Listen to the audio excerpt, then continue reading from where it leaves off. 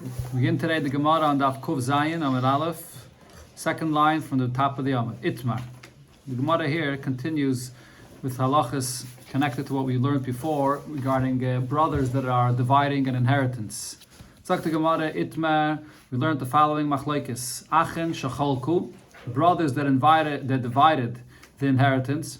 Ubabal chayv, and now someone that a lender that the father owed money to came. V'notal chelkei shalechet men, and he confiscated the property of one of the brothers that got his portion of the inheritance. So now the question is, what happens now to this division? It turns out that one of them, his property was confiscated by the father's lender. So Rav says, Batla machlokes. The entire division is nullified, and we have to start again from the beginning, which means that the responsibility for this loan that was paid falls on both brothers. So you have to redo the whole division again. However, Shmuel says, Viter, that it's too late, it's too bad, meaning the one that the property was confiscated from him, so he's the one that paid up this loan with that karka, with that field that was taken from him, and the other brother gets to keep his part that he got. You don't have to redo the division again. The Gemara will explain both opinions. We'll see in a moment. The Gemara will explain. Now, third opinion, Ravasi says, Noitel Revia Bekarka, that he takes the brother that the property was confiscated from him, is going to get reimbursed, not fully. So there's two pshatim here actually in the Gemara. According to the Rashbam, the pshat here in the Gemara is he's going to get reimbursed halfway.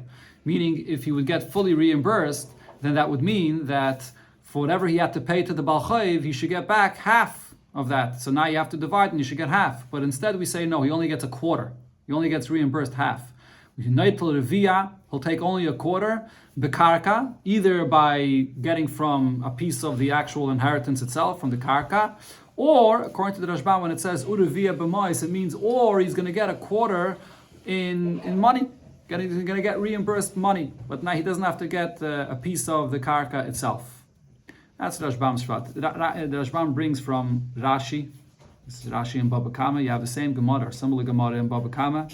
So the Rashbam brings from Rabbeinu Zakeni that he teaches that Ravasi is saying that he's going to get reimbursed, but it's going to be a quarter is going to be from karka and a quarter is going to be from money. Meaning he gets back that half that he's supposed to get back, but it's not going to be all in karka itself. It's going to be a quarter of karka and a quarter of money. Okay, we'll see the explanation here. The Gemara is going to explain now all three opinions. Now, Rav says that the whole division is nullified. Why is that? Because Kasava, Rav holds ha'achen shacholku, brothers that divide an inheritance, yarshanim. The way we define them now, each brother that got his piece of property, they're yarshim. They are inheriting, which means, as Rashbam explains, the opinion of Rav is based on the concept of yesh bereida. Meaning, when each brother, when they divide and each brother gets his portion, you're really getting the inheritance that was always yours. When the father died, this was the portion that was yours. Elamite, before it was divided, it wasn't known that it's yours. But now, once it's divided, it retroactively clarifies that this is taka the part that was yours. Meaning, you're not taking a portion from your brother and your brother's taking a portion from you, and that's how you're dividing it. No. It retroactively clarifies that this is your Yerusha from your father, and for the brother, that's his Yerusha from the father. If that's the case, the obligation to pay for the loan falls on both of them equally, and on every person that inherits from the father. This lender is coming to collect the loan from the father's assets, and therefore the obligation to pay falls on both of them equally. So if the lender came and confiscated the property from one, the other brother has to come and reimburse, and has to, according to Rav, you have to redo the entire division.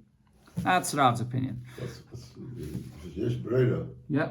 So when do you say yesh breda? Before or after? You hear you saying yesh breda? After. Yesh breda always means after. Yesh breda always means after you divide. We say that the division today is clarifying for us retroactively that this is really your portion from the beginning. And Abdul came a week later and took from one of them. So that yesh breda. He took what? No, but he took from just like he took from this brother, which is a Yiddish, Why didn't he take from the other brother? They're both equally yarshim from the father, and the lender was the father's Baal Chayiv, so he has to collect from both of them equally. The Yeshbeah part, I don't understand. No, The it's a- Yosef part, I understand. The Baal Chayiv only knows that I'm owed this money. He it's not his business that it got divided among brothers. Say that, okay, true. Okay, but the emes over here though is that the obligation to pay the father's loan should be equally on both of these brothers. They're both equal yarshim. Equal yarshim. As long as they're yarshim from the father, so the obligation to pay falls on both of them equally. This is, I think, as you'll see, Rav's opinion is simple and the most logical to understand. Shmuel is a big chiddush. Let's see. Shmuel Amar. Shmuel says vita. The once the Baal Chayiv collects from one, so then that's it. It's given, and now he can't come to the other brother and say, reimburse me, let's do the division again. Why? Because Kasava, Shmuel's opinion is, Ha'ache and Shecholku, when brothers divide an inheritance, L'kuchei Savo. The way that we define this is, it's like they bought a property from one another. And furthermore, Okolikeach Shole Bachrayis Dami. And it's like they bought a property from one another without taking any responsibility to what's going to happen to the property that I sold you. Which means this as follows. Shmuel's opinion is based on the concept of ein breda, meaning that when brothers come to divide, it's really one inheritance that we don't know which one belongs to one brother, which one belongs to the other brother. When they divide, what's actually happening is, because there's more than one brother here, this property belongs to both of them. So when you're dividing, what you're basically doing is, you're taking your brother's portion. And when the other brother takes his portion, he's taking your portion, because really the inheritance belongs to both of them. When they divide, it's not retroactively clarifying that this part that I got was really always mine, and I took nothing from you. And when the other brother gets his part, it retroactively clarifies that that's only his, and he took nothing from the other brother. No, it doesn't work that way. It doesn't retroactively clarify anything. It's a new division today, meaning that this property that till this point belonged to both of them, now each brother comes and takes a portion of that property from the brother. Each one is actually taking and getting and sort of buying a piece of the property from the brother. So if that's the case, they're defined, that is, as lekuchais. And I bought a piece of property, I took in the inheritance, I bought a piece of property that belonged to my brother. So in the case of a lekeyach, and the Gemara right away adds that it's kilekech shalei bachrayis dami. It's like you're buying a piece of property and the seller is not taking any responsibility for what's going to happen to that property after you buy it. If any of the lenders of the seller come and try to confiscate from the buyer, then over here it's defined as an acquisition where there's no responsibility for the seller. So over here, because it's a lekuchais, so if the Baal Chayiv came and confiscated from one brother, so then there's no responsibility for the other brother to reimburse him, because it's a lekuchais. Now the Rashbam explains, usually by a sale of a piece of karka, the halacha is that even if you didn't specify in the deal of the sale that you're taking responsibility for the sale, that if it gets confiscated that you're going to reimburse, but it's self-understood that the seller has to take responsibility for that. That's usually the way it works by every sale. But the Rashbam says that's only in a case of a sale where the buyer's paying for it. Usually we say a person pays for something, he buys and he's paying. A person's not going to pay for something when in the end it's going to get confiscated from him and he's left with nothing. A person doesn't throw his money into the garbage. So therefore it's understood that it's expected that the seller should reimburse if the lender of the seller is going to confiscate from the buyer. But in our case, the brothers, none of them is paying any money here. It's that they're dividing this without any pay. And if you define this division as a lekucha, is that each brother is buying from another, so the understanding is that I'm buying from you and you're buying from me, and now each one gets their portion. And if the Baal Chayiv approaches one and confiscates from his property, it's your problem. The other brother does not have to reimburse him. That's Shmuel's opinion. It's not the case where debt is always generational, automatically goes to children. Yes, generally yes, it is. Yes, it's an obligation for the children to pay. There's a discussion in Mefarshim about that, exactly what that obligation is, whether it's because of the assets itself, that there's a shibud, there's a lien on the assets itself, or maybe even on the people, on the Yershim themselves. The obligation to pay a loan continues. Yeah. Ravasi, now what's Ravasi's opinion? Misapkele, Ravasi has a suffix, Iyorshanavo, Ilukuchasavo. Ravasi, so he had a suffix, whether Rav is right, that they're Yershim, and therefore, as the Yershim, each one has a responsibility to pay for the loan, or Lekuchasavo, or no, we say that each one is considered to be like a buyer. And once you're a buyer, so then whoever the Balchayiv confiscated from, it's his loss. And you can't come and collect from the other brother. So because he has a suffix about this, Hilkach, Neipul, Revia, Bekarka, or Revia, Bemois. So again, according to the Rashbam, the pshat here is that you're only going to have to reimburse your brother half of what you would have to, which is in this case, instead of giving him half, you would have to give him a quarter. So you give it to him either in karka or mois, because you can say to your brother, look, if I would have to pay the loan of my father, the loan is not necessarily paid with karka. The loan is paid with money as well. So when I'm reimbursing you, I don't have to reimburse you by giving you a piece of karka. I can give you mois as well. So therefore, because there's a suffix, he doesn't have to reimburse him with that full half, but he reimburses him half of that, which is only a quarter. That's what Rashbam's pshat. So the difference between the Rav and the Rav Asi is in what you're giving him. No. No, according to the Rashbam's pshat, according to Rav Asi, you're giving only a quarter. And it's either or. When the Gemara says Revia bekarka, Revia b'mois, it means either you have a choice. You reimburse them only half because of a suffix, because it's a suffix if you b'chlal chayiv to reimburse them or not. And that half that you reimburse him is either karka or mois, or money. But according to Rashi's pshat that I mentioned before, Rashi Taka holds that the pshat here is that you have to reimburse him fully, and you reimburse him a quarter karka and a quarter mois. And the way Rashi explains Rav Asi's opinion is that whether it's Yarshim, whether it's Lekuchais, however you define this division, either way you have a responsibility to reimburse. And the reason is because if you're a Yairish, you have to reimburse because you have a responsibility to pay the loan as a Yairish. No different than your brother that's a Yairish. Even if you're a Lekeyach, Rav Asi held that this is considered to be a Lekuchais, which is with Achrayas, that you have a responsibility. The point of Shmuel was that it's not only that you are like a buyer, but it's like a Lekeyach where the seller has no responsibility for what happens to the property that the buyer bought. Rav Asi says, no, you're a buyer with a responsibility to reimburse. Now, when you have that responsibility to reimburse, it's lav dafka to give karka. You could even give mois. So because of the suffix, you give a quarter karka and a quarter mois. That's Rashi's pshat in this. But the bottom line is they're both distributed the same according to Rav Asi and according to Rav. Yeah, according to this pshat, yeah, same amount.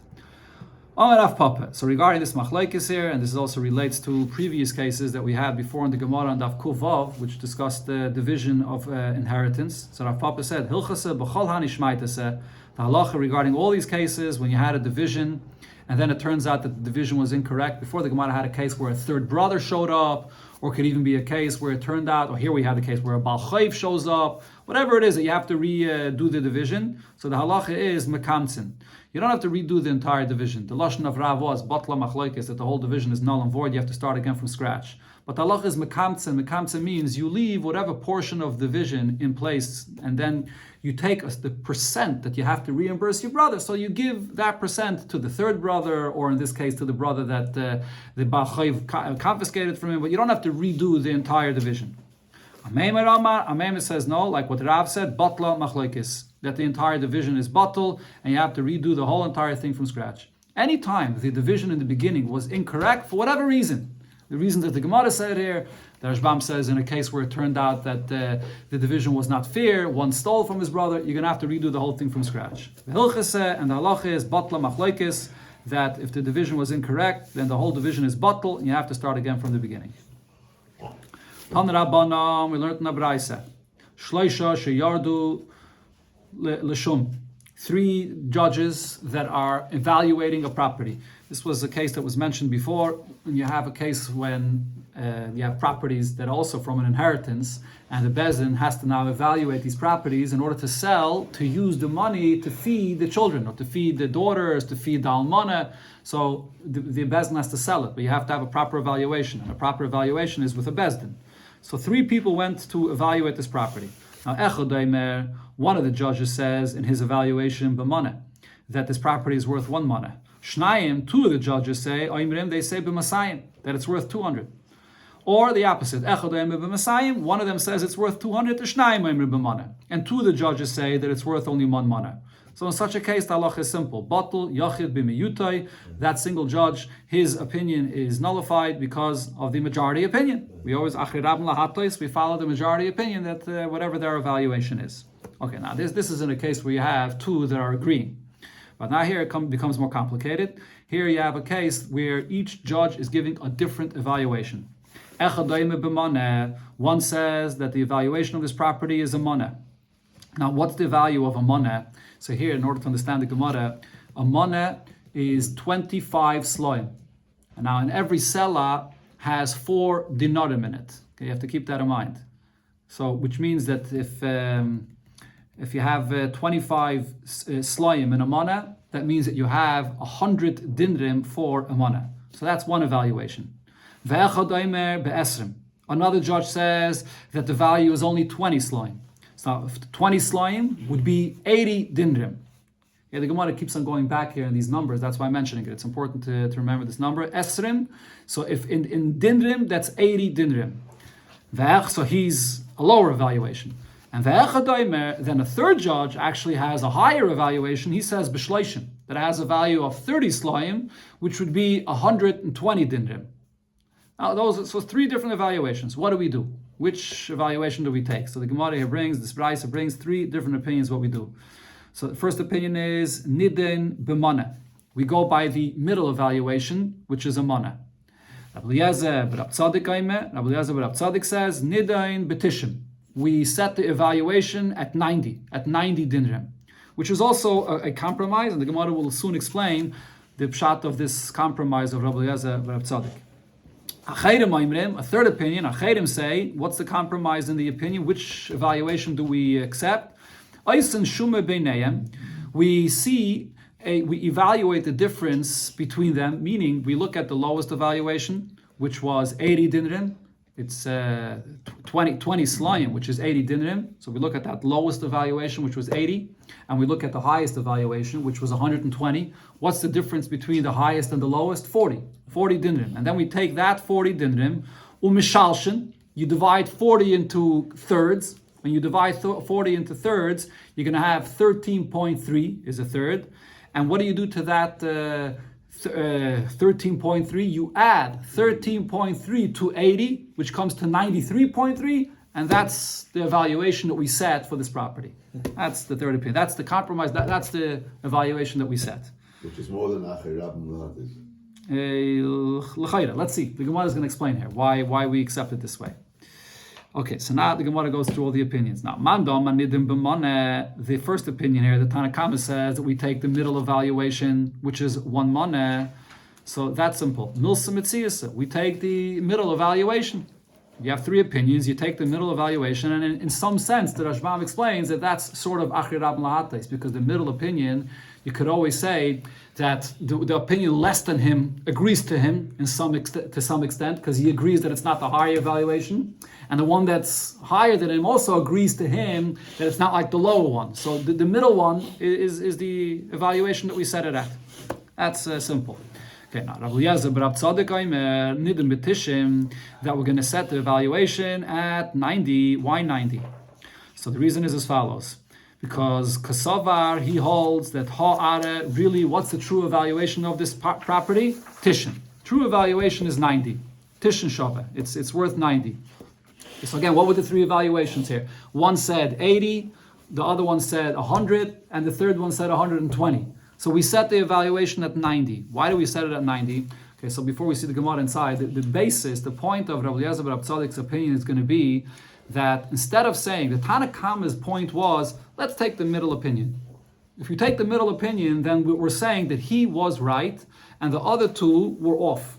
And they were off pretty far off. They were off by 20.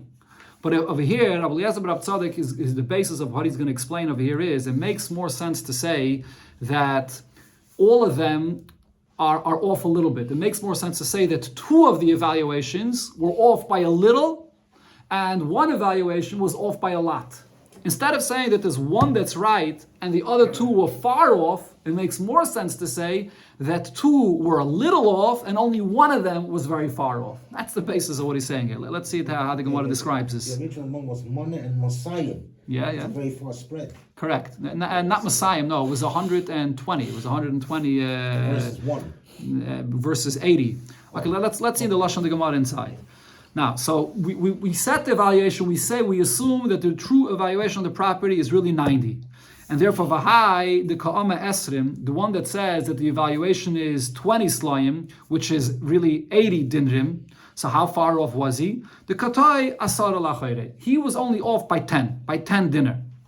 And on the other hand, Vahai, the Ka'amar Mana, the one that said that the evaluation is 100, that's a man is 100 dinner. Katai asar lekamei. So he was off also by 10, that he over evaluated it by 10.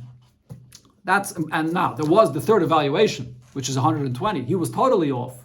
He was far off by 30 dinner. But according to this evaluation, it comes out that two of them, the two lower ones, they were also off, but not by so far off. They were only off by 10. So we'd rather assume that this is the right evaluation, which shows that the two lower evaluations were not so far off. They were only off by 10. And then the third one, he's an outlier. He's off by 30. That makes more sense to say. Okay, as I mentioned, Mashenkin, if you follow the Tanakama, it comes out that you have two that were very far off. You have two that were off by 20. So Mashenkin, according to this opinion, you have two that were only off by 10. So off by 10, that's a kind of mistake in an evaluation that's more common to make. Therefore, it makes sense to accept this evaluation. Okay, but now the Gemara says, if that's the logic here, if the point here is you want to set a certain evaluation where two of them were not so far off, two were only off by 10, so then you could do it differently. Adarabah, why don't you take a higher evaluation? Why don't you say that Hai Ara Mei Vasara Shavya? Why not set the evaluation to say that really the value of this land is 110? And therefore, what happened here? Again, we have one evaluation of 120, one at 100, and one at 80. So why can't we say that really the true value is 110? And therefore, it's going to come out that the one that said that its evaluation is only 100. So again, Katoi Asar al he was only off by 10. And and the one that said that the evaluation is 30 slayim, which is 120 dinrim. So Katoi Asar al so he over-evaluated also by 10. So if the point there is that you want to choose an evaluation which shows that only two of them were off only by 10, instead of putting it at 90 and saying that the lower two were off by 10, put it at 110 and you say that the higher two were off by 10. So the Gemara says, no, the reason we don't do this is it makes more sense. We have these two options, but we take the evaluation that's lower and we set it at 90, which is closer to the lower two, and they're off by 10, the mitayras mana le mafki. So now you're not taking it past the amount of a mana. What the Gemara really means to say is, since you have these two options, so the Rashbam here brings the lashon tafasta meruba loy tafasta. Why choose a higher evaluation and assess it that it's higher when you can choose and take the evaluation which is lower? If you have that choice, you go by the lower evaluation. Why it doesn't? You don't have a basis to choose the higher evaluation. So therefore, we set it at 90. That's the explanation for Rabbi Eliezer bar Tzadik. Okay, now Achedim Maimrim. Now the opinion of Achedim, before we see inside what Achedim say, Achedim is based on a similar point to Rabbi Eliezer bar Tzadik, that we're going to take a certain evaluation where we're going to show that two of them were off by a little, and then there was a third one that was an outlier. He made a total mistake. The only difference here between Rabbi Eliezer bar Tzadik and now Achedim is, according to Rabbi Eliezer bar Tzadik, we're completely not taking into consideration the third opinion. Their third evaluation was a total outlier. He's 30 off. We're not taking him into consideration at all. Mashenkin, according to Achedim, he also follows the point that we're trying to give an evaluation where the first two are closer. They weren't so far off, but he takes a little bit into consideration the third opinion, the fact that you have someone that made a higher evaluation, even though we know that he's the outlier, but we do have to take his opinion a little bit into consideration. Okay, so therefore it comes out as follows. Achedim say,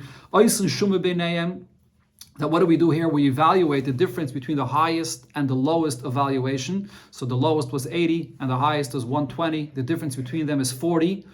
umishalshin, and then you divide 40 into thirds, so you get 13.3, and you add 13.3 to the lowest evaluation, so you come to 93.3. Now that's the evaluation. So why do we set it at 93.3?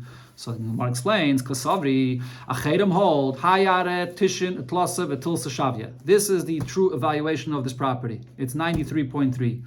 Now, what happened here? So two of them were off in their evaluation a little. Hi, Dekama Esrim, the one that said that its evaluation is 20 slayim, which is 80 dinrim, Katoi, Tleiser, Vitlasa, Katoi, Tleiser, Vitilsa. So he was off by 13 and a third.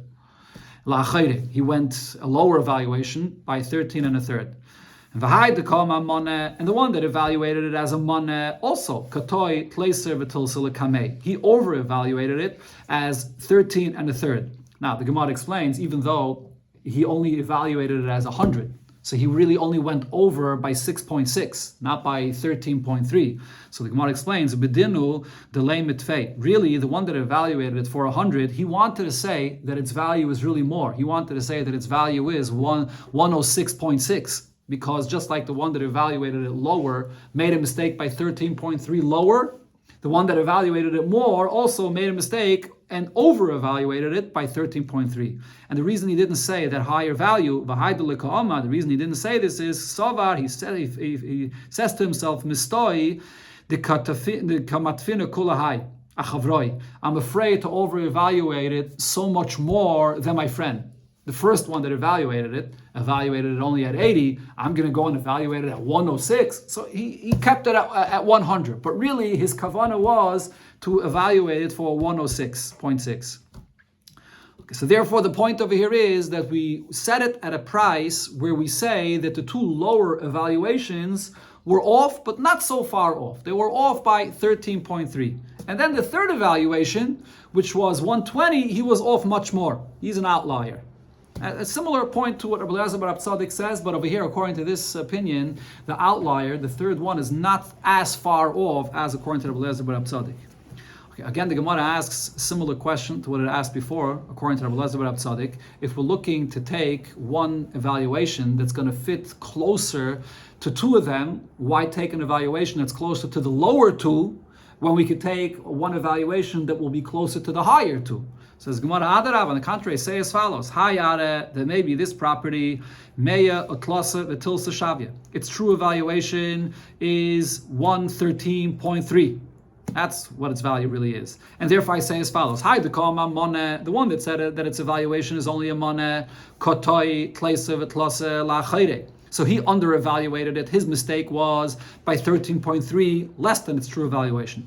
And then and the one that said that its evaluation is 30 slayim, which is 120 dinrim, toy tleisa tlasa. He also over-evaluated it by 13.3 likameh, more than its value. And again, here the Gemara says, even though in actuality he said that its evaluation is only 120, but ubedinu de ka'amar tfei. He really wanted to evaluate it more. He wanted to say that its value is 126.6. And the only reason he didn't say that is Savar, he thought to himself, Mistoi, I'm afraid to evaluate it so high, the kamatfina kula haya chavroi, because I'm going so much more than my friend. So the question of the Gemara is, if we're looking to set a price for this field, why set a price that's similar to the lower two if we could set a price that's closer to the higher two? That's the Gemara's question. Now, Taisus over here wonders on this question, and Taisus doesn't give an explanation. He says that it's very hard to understand how the Gemara could say this. Why should we evaluate it so high at 113.3? If there would only be two evaluations here, if there would only be one evaluation at 100 and another evaluation at 120, so then what would be the in between? What would be exactly in between? It would be 110. So over here, in this case, when you have those two evaluations, 120 and 100, and then additionally you also have a third evaluation that's at 80, which evaluates it even lower. Would it make sense to say that in such a case you should evaluate it at 113.3? If there was only two, 1 and 100, you would put it at 110, right in the middle. Now that there's a third one that's even less, you should put it at 113.3, even higher than that. How does that make sense? Why should we choose such a high evaluation? This is a question of Taisus here. It doesn't explain. It doesn't give an answer. Okay, now what does the Gemara answer? The Gemara explains the same point that we said before, which is basically the concept of tefasta meruba loy tefasta. Nekait miyas trei kamoy biyotcha. Take an evaluation that's closer to the lower two, to the first two. Why? The mitayis mei le mafkile, because then you're not taking it out from the evaluation of 100 based on the higher one from the two lower ones, because we go with the lower evaluations rather than the higher evaluations. Okay, those are the three opinions here. Now the Gemara says, what's the halacha? Amar Rav Huna. Rav Huna says, halacha ka'achedim. We paskin like the third opinion, like achedim. Amar Rav Ashi, so Rav Ashi says, Taime the achedim lo yadina.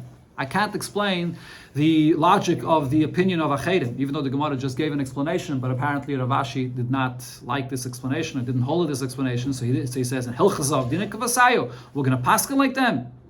Tanu, we also learned Dayane Gaila, the Dayanim in Galus and Bava, which was Shmuel and Karna. They said Eisen Shuma Beineim or Mishalshin, that we do exactly like what Achedim said, that you see the difference between the highest and the lowest evaluation, which is 40, and then you divide it into 3, and you take 13.3 and you add it to the lowest evaluation, which is 80, which comes to 93.3. That's the value of this field. And on this, Rav Huna said, Hilchaseh Kedayani Gaila, we paskin like Dayani Gaila. And Rav Ashi said on this, Taime, the Dayani Gaila lo yadinon, I can't explain the reason for Dayani Gaila, Hilchaseh Dinon Kivasayu, saying you're going to paskin the halacha like them. So therefore he said, we don't paskin like Achedim or like Dayani Gaila. Let's finish, let's see one more Mishnah if it's okay, another few minutes. It's easy Indian till let's finish the Pedic. A person says to his friend, I'm selling you half of this field here.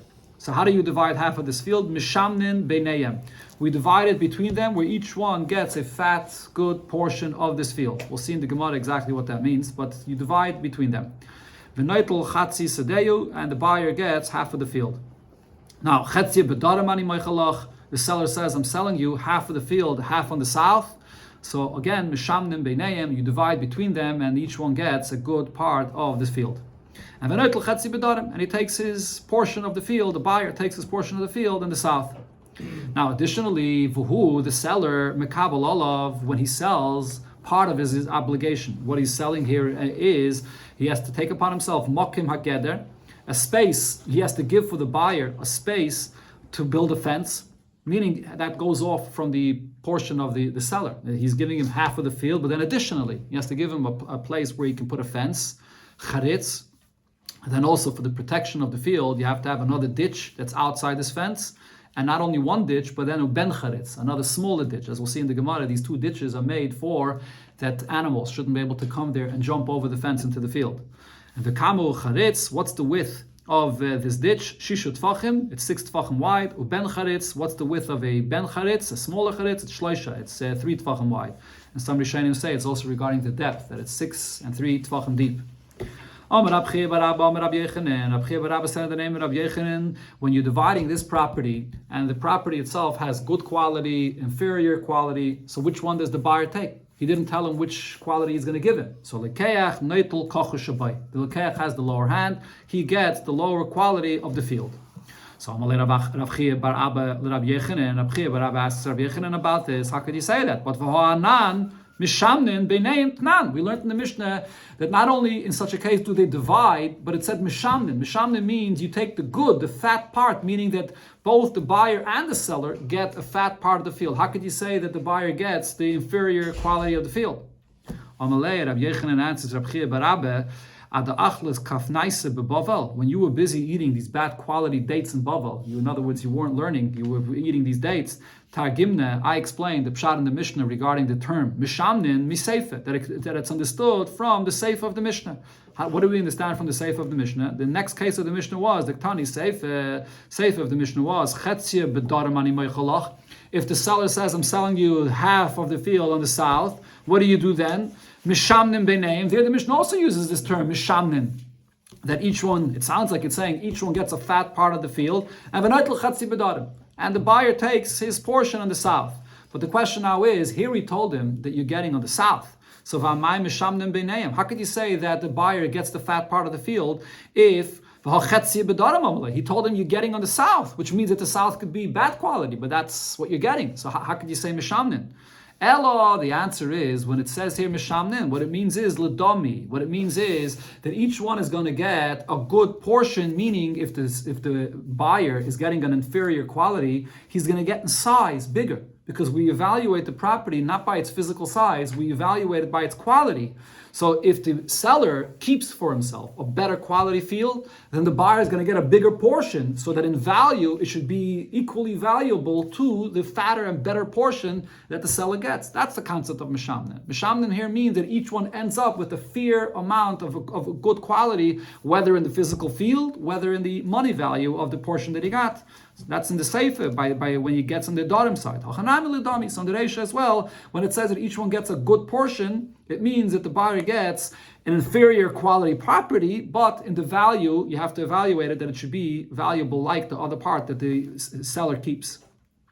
The next thing the Mishnah said was Makabal Olav Mokim Gedechulu, that the seller has to provide a place for a fence and for the ditches that you build. So Tani, we learned in a Braisa Charitz Mibachutz, the ditches that you have to dig outside a field, and the seller has to give that property, that portion for that as well. It's outside of the fence. And Ben Charitz Mibifnim, and the Ben Charitz, this smaller ditch, is inside of the fence, or inside of the Charitz, that is. It's inside from the deeper or the bigger ditch. And Vizeh, both of them are Chayre Geder. They're outside the fence of the field. And what's the reason why we dig these ditches outside of a property? Kedei Shalete Chaya Kaifetzes, so that an animal should not be able to jump over the fence. So there's a ditch there that prevents an animal of jumping over. So the Gemara asks, if that's the case, why do you need two ditches? V'levet charitz, v'levet ben charitz. One ditch is good enough, why two? So the Gemara says, no, Aidi de Rabach, Kaime begavei v'kofza. The first ditch, because it's wider, so the animal could position itself inside this ditch and then go back and jump over. So it's still not enough. So the Gemara asks, if so, the kofta could jump over. Now, v'levet ben charitz, if so, make a small, just one and a smaller ditch, which is not as wide, and then the animal won't be able to jump over. V'lei levet charitz, it's not necessary to make the wider ditch. So the Gemara says, no, the smaller ditch itself is also not good enough, because I need the cotton, because it's very small. Kaimi asfase the kofta. The animal is able to position itself on the edge of this ditch and still jump over. So you have to have both. You have to have both a smaller ditch and a bigger ditch in order to prevent the animal of jumping over. Now, v'kama bein charitz leben charitz. How much space is there between the bigger ditch and the smaller ditch? Tefach. The space between them is one tefach. Hadron Allah Beis Kol. We shall return to you the seventh Perek of Masechta Bava Basra. Perek Beis Kol.